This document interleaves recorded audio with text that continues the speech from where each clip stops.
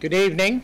I'm Father Russ Carmichael, and we're on Struggle for Justice, I believe, tonight. Or we could be on Street Talk. I'm not sure which tape I'm doing this for. We hope that we brought some interesting stuff into your home. We've been helping out Robert DeLello with the show Struggle for Justice during the summer when we've been off. And we've been dealing with a situation about care and control and maintenance of children who are suffer from a situation where the parents are divorced and they have to live with one or the other of the parents, or they have some type of split relationship.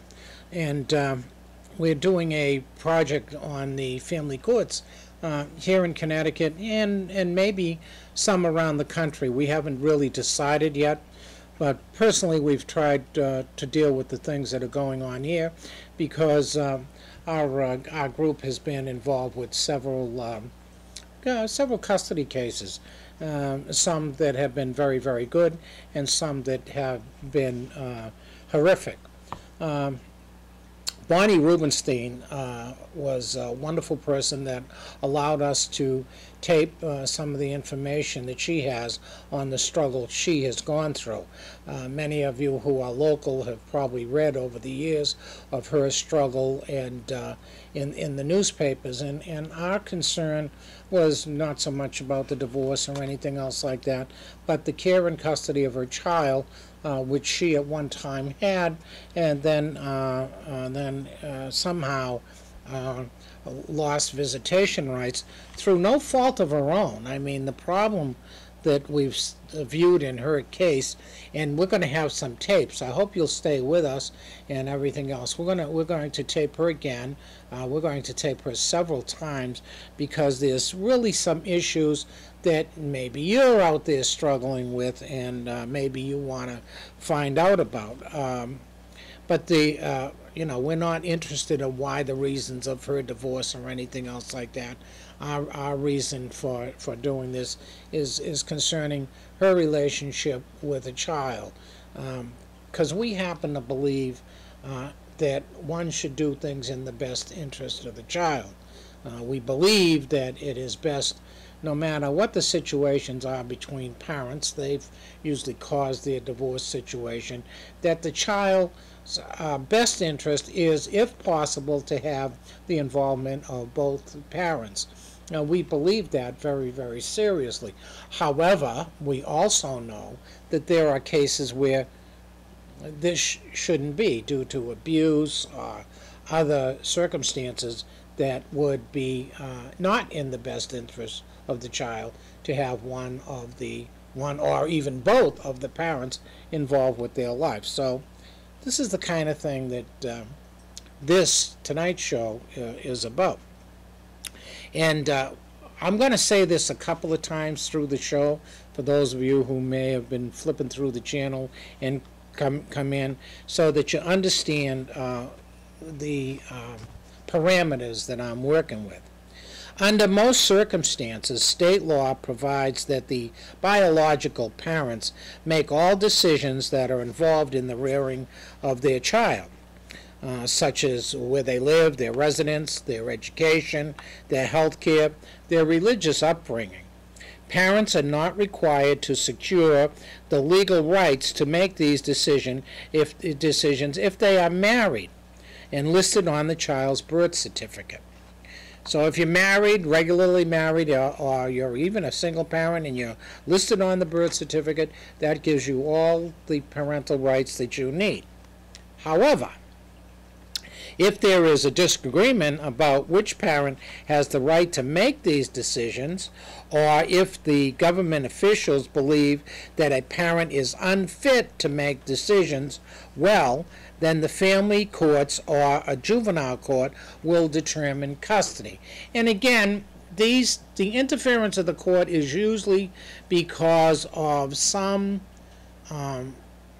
charge or fault that a parent is neglectful or something of that nature, or the divorce thing gets into such a struggle that one parent is going to Colorado, the other's staying here, and one parent wants the children and the other parent wants them. So that's when the family courts get involved. District and state courts base their decision on state laws, which vary greatly among states. State law from state to state can be totally different, okay? If a case challenges the constitutionality of a state law, or in rare instances, a state's jurisdiction, for example, its right to decide the case, falters, then the U.S. Supreme Court may issue an opinion. I mean, this can be really a problem. Divorced parents, when custody must be spelled out because of the couple's divorce, the custody arrangements usually become part of the divorce decree. In most cases, the decree names the parent with whom the child will live, how visitations will be handled, and who will provide the financial support. Courts consider a custody award to be subject to change. Now you got to understand this. Courts consider a custody award to be subject to change until the child becomes of age. So if you got a baby and you go through a divorce, okay, throughout the child's life, the courts can be involved and there can be change, okay? And in most states, proof of a change in circumstances, one parent doesn't have enough money, the other is out of a job, one wants to move, may overturn an early award. These things can overturn. This flexibility is intended to allow for corrections of poor or outdated decisions, but it consequently enables some parents to wage bitter custody battles that can last for years. I mean, these things can become horrendous, or they can be done very easily. And again, this is totally dependent on, I found in this state, the court that you're in, and who's involved, and how many chefs are in the soup. Lawyers, guardian ad litems can all get involved, and everyone have different opinions about the parents, the child's best interest. In a typical divorce, including at least one child, permanent physical custody is awarded to the parent with whom the child will live most of the time. Usually, the custodial parent shares joint custody with the non-custodial parent. Both of them have equal rights, even though the child is living with one or the other, or meaning that the custodial parent must inform and consult with the non-custodial parent about the child's education, health care, and other concerns. In such situations, courts may order visitation, sometimes called temporary custody, between the child and the non-custodial parent.